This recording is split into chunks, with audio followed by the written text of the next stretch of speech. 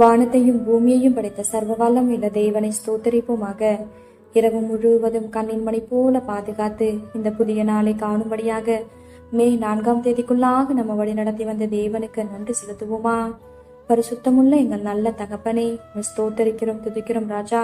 இந்த காலை நேரத்திலும் உம்மை நோக்கி பார்க்கக்கூடிய கிருபையை கொடுத்ததற்காக நன்றி தகப்பனே.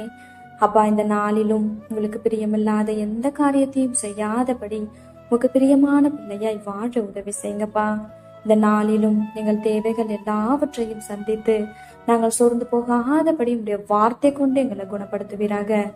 ஆண்டவரே, இந்த நாளிலும் நாங்க யாரையும் குறை சொல்லாம யாரையும் குற்றப்படுத்தாமல் வாழ எங்களுக்கு கற்றுத்தாங்க ஏசப்பா. ஒருவரையும் குற்றவாளிகள் என்று தீர்க்காதிருங்கள், அப்பொழுது நீங்களும் குற்றவாளிகள் என்று தீர்க்கப்படாதிருப்பீர்கள்னு சொல்லியிருக்கீங்களா ஆண்டவரே. அப்பா, உங்க வார்த்தைக்கு கீழ்ப்படிந்து வாழ உதவி செய்யுங்கப்பா.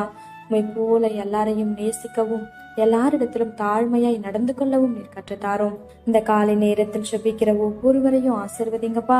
அவர்கள் குடும்பங்களையும் செட்டைகளால மூடி மறைத்து பாதுகாத்துக் கொள்ளும். துதி கனம் மகிமையெல்லாம் ஒருவருக்கே செலுத்துகிறோம். ஏசு கிறிஸ்துவின் இனிய நாமத்தில் செபிக்கிறோம் எங்கள் ஜீவனுள்ள நல்ல பிதாவே, ஆமென்.